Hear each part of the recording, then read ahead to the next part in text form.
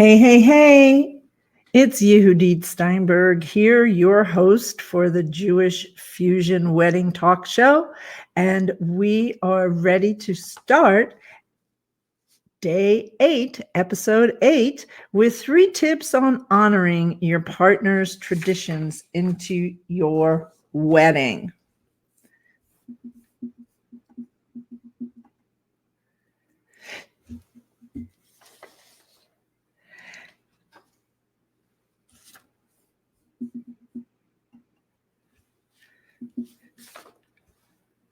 How does one blend the colorful exuberance and extended ritual of Jewish weddings with the tidy elegance of an American wedding? Or how to combine 2 dominant traditions steeped in ritual, feasts, and celebratory dancing, like an Indian and Jewish wedding, or a Chinese and Jewish wedding where the Chinese feast main menu features a pig.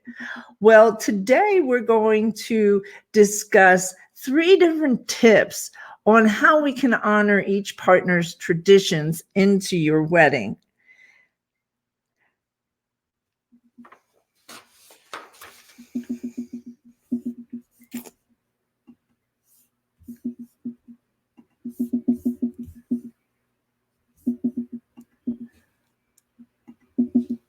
Hey, welcome once again. And my name is Yehudit Steinberg, and I'm your host of the Jewish Fusion Wedding Talk Show, which comes to you in June, weekdays, 9 a.m. Pacific and 12 noon Eastern. So we are in the middle of answering 4 questions. And those questions are, just to give you a little review, is question 1, and we went over that on episode 5, day 5, and you can find that at the Jewish Interfaith Wedding Network Facebook page. And on how to incorporate different traditions into your wedding. Now, on this day, actually, we were talking about looking at at your big picture framework, because with fusion weddings, interfaith, intercultural weddings, a lot of times there's different choices and configurations that really work best for your wedding and your budget. And if you haven't listened to that segment, then I would go back and get caught up with the different options that you have, the different type. For example, do you want to have one ceremony and one reception? Or do you want to have 2 separate ceremonies and 1 reception? Or are you going to have 2 distinct weddings? Maybe one wedding is going to take place in the United States and the other wedding may take place in another country, like India or China, or of course, there's many different options. So you want to take a look and at that episode to kind of get a sense of what your overall framework is. Now, on the second day, in the second question, the following episode is who will officiate the ceremony. And we talked about a number of different choices that you have now to choose for who is going to officiate the ceremony. And that's and why it's important to choose that in the early stages of your planning. The last episode, episode 7, day 7, we went over the question number 3, where will the wedding and ceremony take place, in some of the considerations that you want to have when you are deciding where you're going to hold your wedding your ceremony and your reception. We talked about churches. We talked house of worship. When we talked about different other common ground, neutral ground places you could hold it. So I suggest that you listen to that episode. And then today we are going to talk about how can each partner's traditions be honored.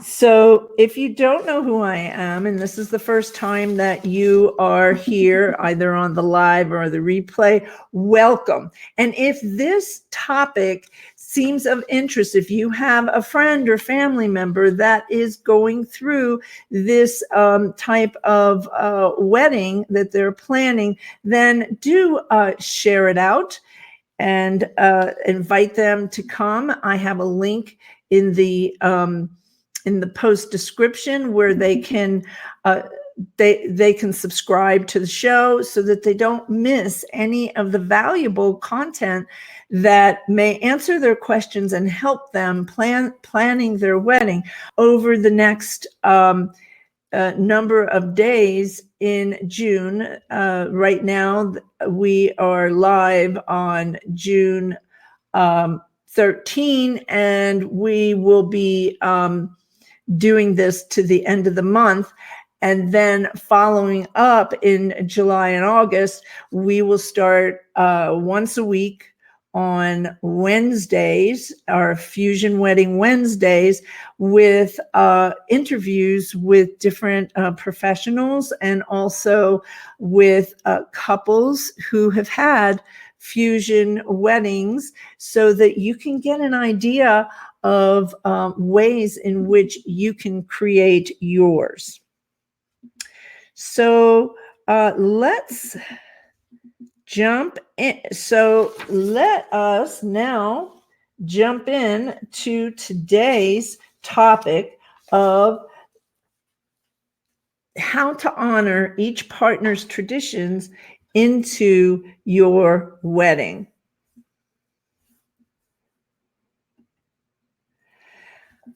Like I've said previously, nowadays, today, in this, in the modern wedding, there is more than one way to say I do, and it's really about finding which is best for you and your specific plans and your family and the guests that you are inviting.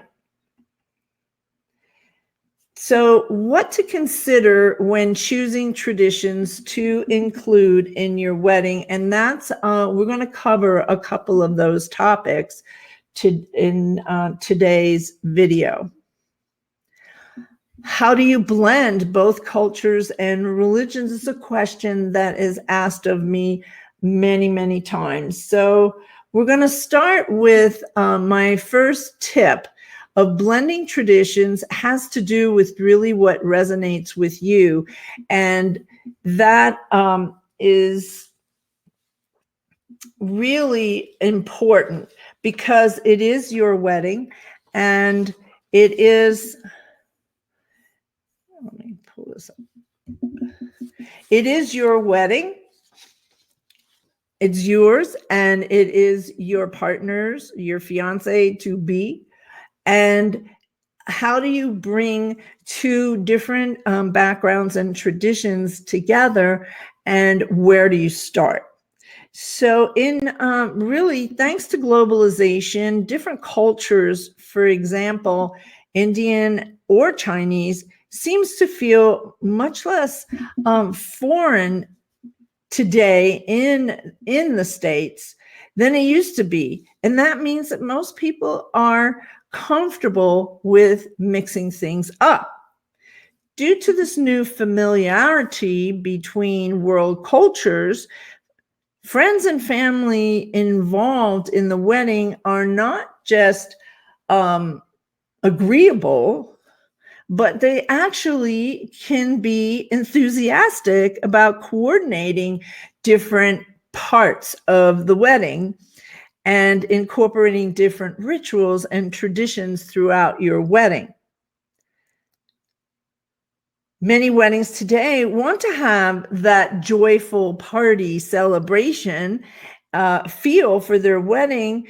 Like other cultures, the Jewish culture has been doing this for centuries. Mexican culture, Indian, Persian, just to name a few, and they have vibrant dancing and celebratory experiences. So here are some thoughts to think about before you get too deep into your planning. So the first, questions to answer before you get too deep into the wedding planning.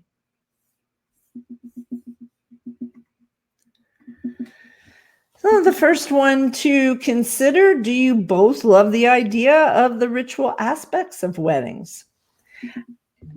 And this would be important, and maybe there's certain ones that certain traditions that you and or your partner feel comfortable with. So you really want to get a sense. You want to get a sense of how much ritual and tradition you want to include in your wedding by answering this question. And what I suggest is you can go off by yourself and do some, maybe have a spa day or whatever is comfortable to you, and just get a sense of what it is that you really are looking for. And for example, one of the examples might be a wine blessing if we're looking at the Jewish tradition, and then there are other traditions as well.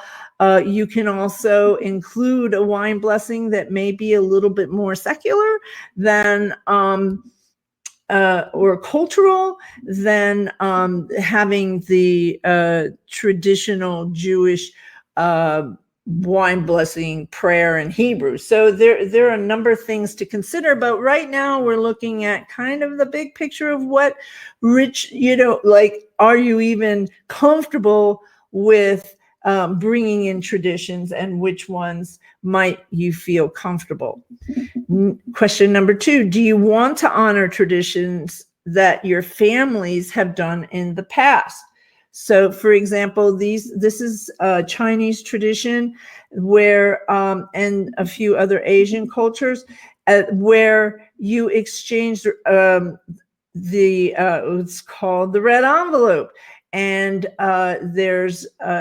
this is done usually during a tea ceremony, and there are gifts, jewelry gifts, and money that are exchanged from the relatives and friends. So the third question to ponder, would you and your family be open to blend the traditions from both your past? And here we're taking a look at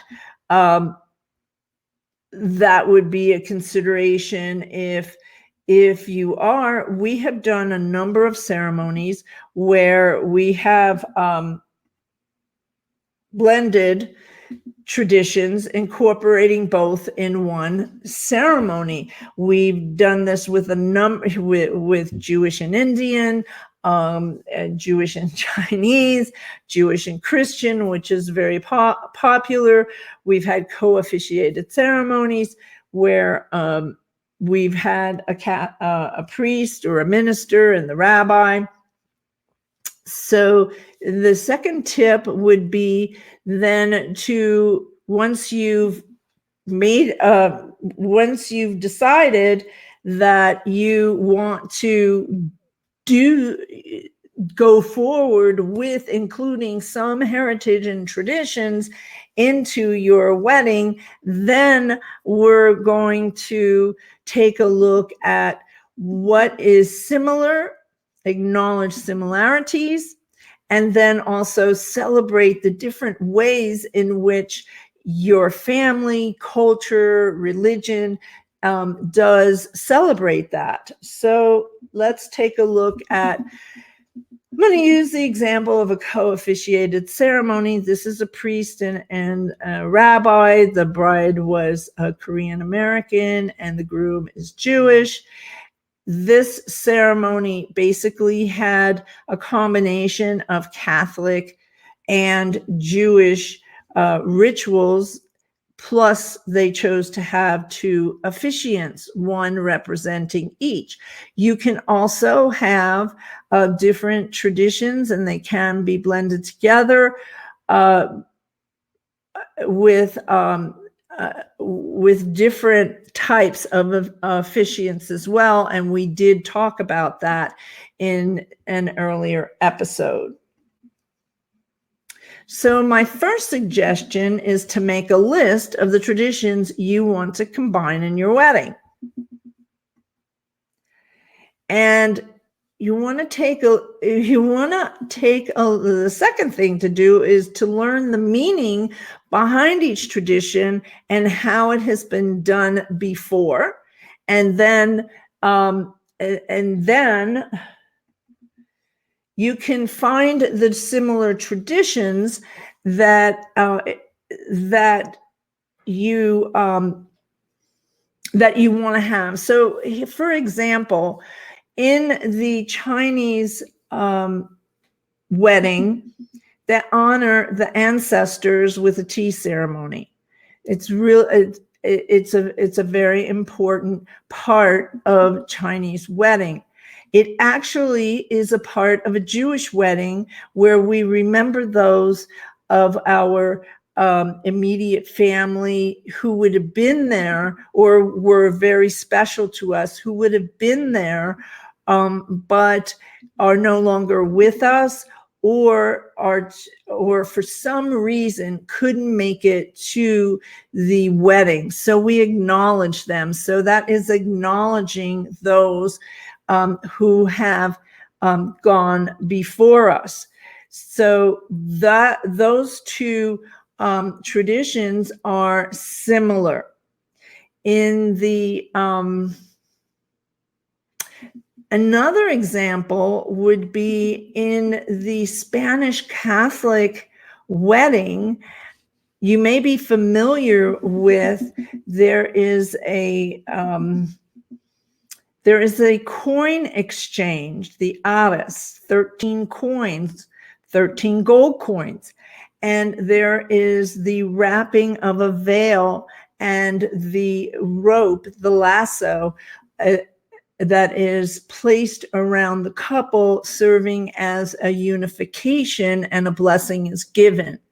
Now, in the Jewish Sephardic tradition, stemming back to Spain, that instead of rings, there were coins that were exchanged during the ceremony, and the prayer shawl, known as a talis, a talit in Sephardic pronunciation, was wrapped around the couple, and a blessing was said. So there is a similarity in those two traditions. And when we have worked with Spanish Catholic and Jewish ceremony, and they choose to use those traditions, we tend to give a little background that shows the similarity between the two backgrounds. And number 4 here, it's really important to seek to find a balance when you incorporate different traditions into your wedding. Most of the couples that we have worked with, it was really important for them and for their families and guests to feel included and to feel honored. And when sometimes if it tends to work really well to have a balance between the two different traditions rather than one standing out dominant over the other. Again, finding this balance, both partners should feel comfortable with the traditional choices and the explanation.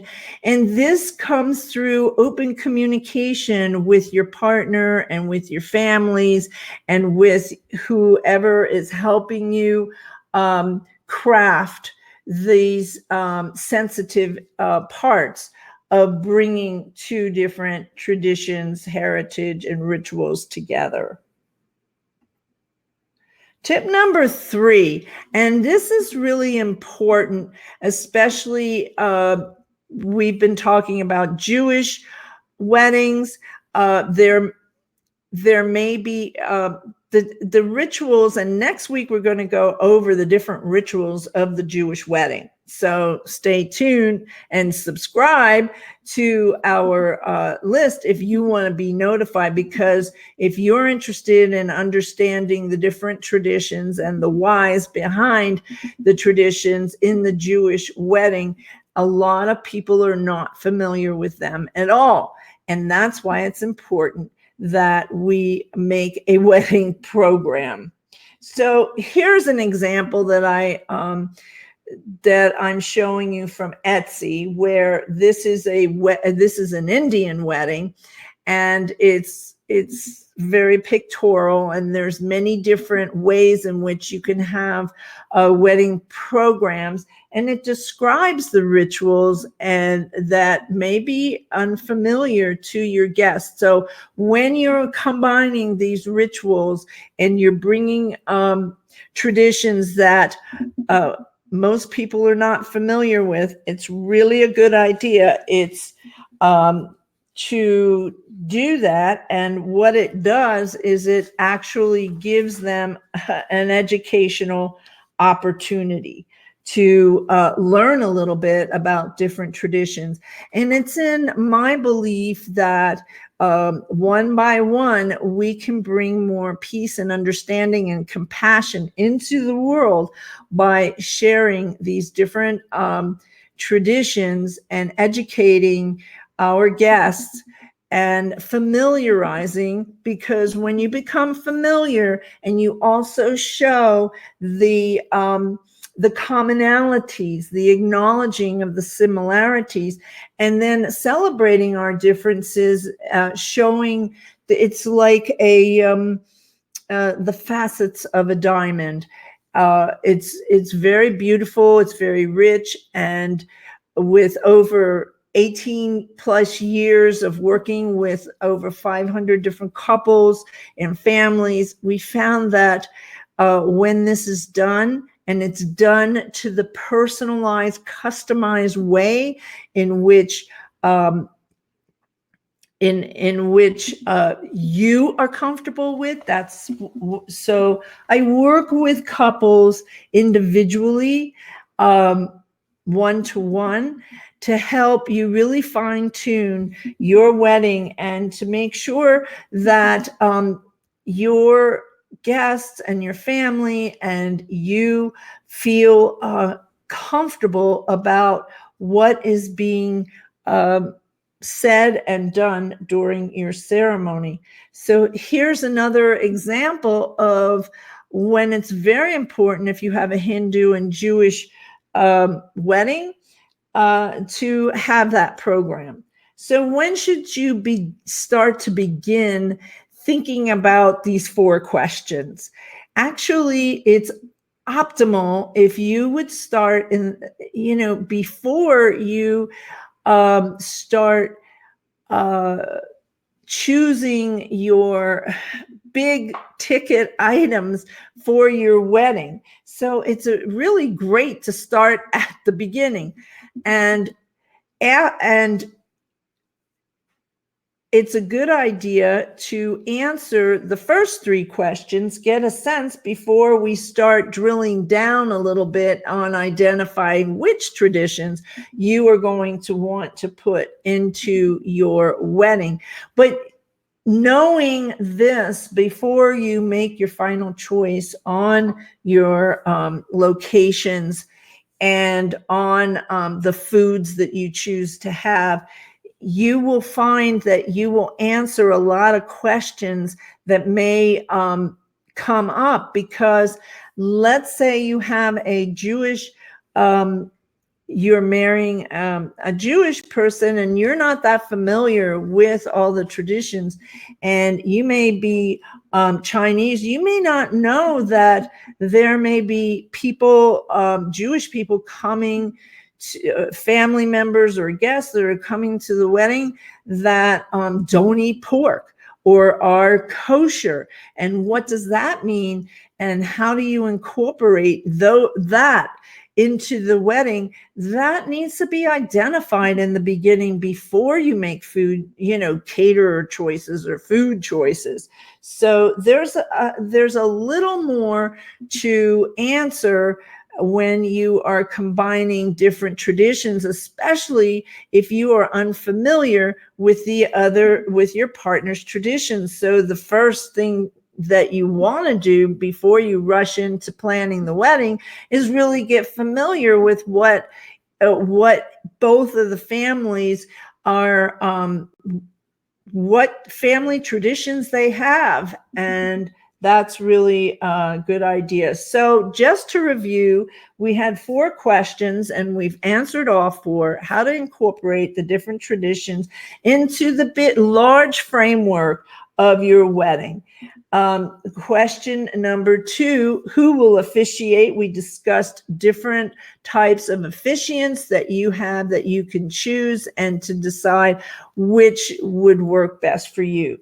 Question number 3, where will the wedding and ceremonies take place? Will you be comfortable? Will everybody be comfortable in a church? Or is it best to have neutral grounds?